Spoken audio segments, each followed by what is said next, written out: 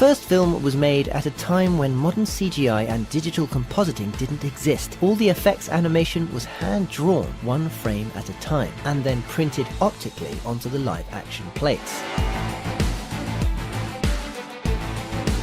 Wes Takahashi was the creator of the iconic DeLorean time slice effect. Director Robert Zemeckis said he wanted something never seen before. He said he wanted it to be violent, like a Neanderthal sitting on the hood of the DeLorean and chipping away at the fabric of time in front of him, or something to that effect. So Wes Takahashi got to work on various effects, sparks and glowing lights, flashes and vapor trails, and in the end Zemeckis wanted a combination of absolutely everything.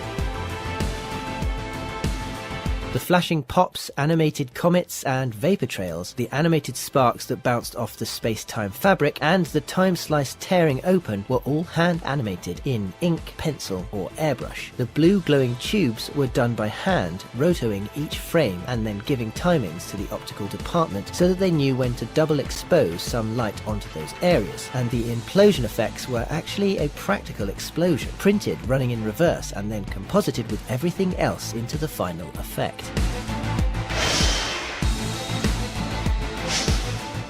The second film was a combination of old techniques and modern solutions. Since convincingly real CGI models were still unavailable, a remarkable amount of practical effects and miniatures were made for this film. Biff's casino and hotel building was an 8-foot miniature building with light bulbs behind the window cutouts. The police hovercar was a 1:5 scale model made from vacuum-foamed plastic. There was a 1:5 scale DeLorean with servos to fold the wheels up. And every other hovercar in the movie was actually a physical prop. They were all shot individually in front of a blue screen, and the chroma key method was done chemically. Each one was then choreographed to one camera move. Perhaps one of the most interesting scenes in the movie, and one of the hardest because it took 3 whole days just to shoot, forced ILM to make an important innovation which was then used in multiple scenes throughout the movies.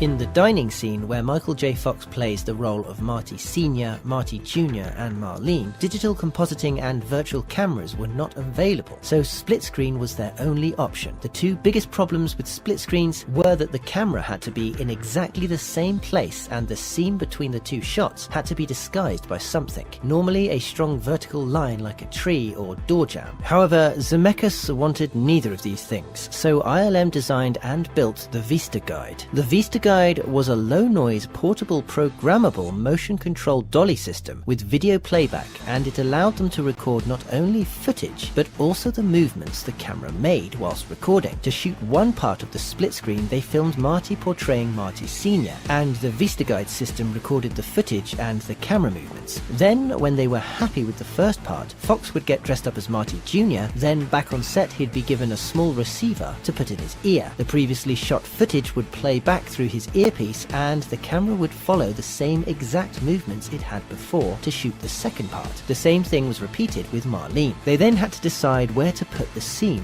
that joined the sides. This was done by using a backlit animation stand to carefully draw a black stencil to cover the part of the first side that they didn't want to be exposed in the optical printer. This covered part would then be exposed to the second side. This method, along with Stuart Robertson's and John Ellis's work on making the double exposure line almost invisible, allowed the seams between multiple shots to be more fluid, making it possible for an actor to pass something to themselves or cross over a space where the seam had previously been.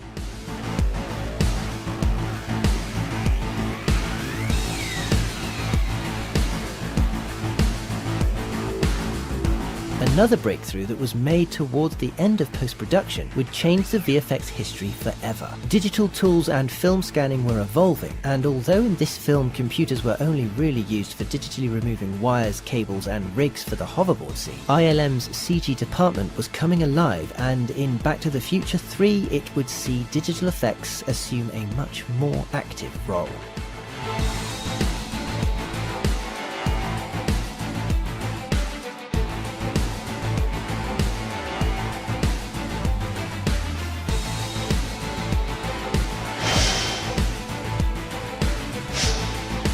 Just like the previous films, in this film most things were done practically. The DeLorean time slice effect was achieved the same way,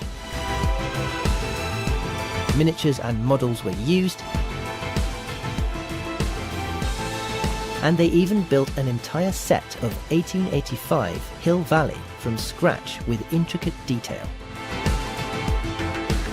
But one scene in the film balanced practical effects, physical stunts, digital effects and pyrotechnics almost perfectly. Clara's hoverboard rescue scene required stunt horseback riding when Clara gets into the train, steam, fire and explosions for when the train boiler explodes, digital blue screen work for when Clara hangs upside down and also for her and the Doc's escape, digital removal work for the cables that cause the DeLorean to do a wheelie, and a 1:4 scale set complete with steam train, track and DeLorean for the end of the scene.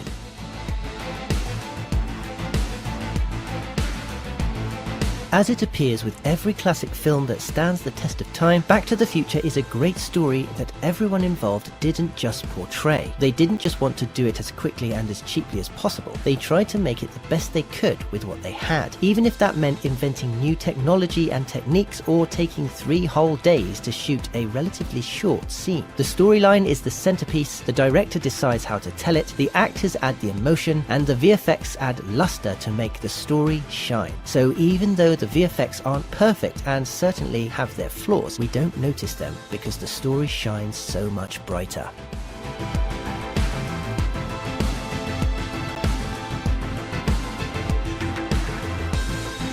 Thank you so much for watching. Please let us know in the comments if you enjoyed this video and give us a thumbs up if you did. And as always, you can find the links to the music used in this video in the video description.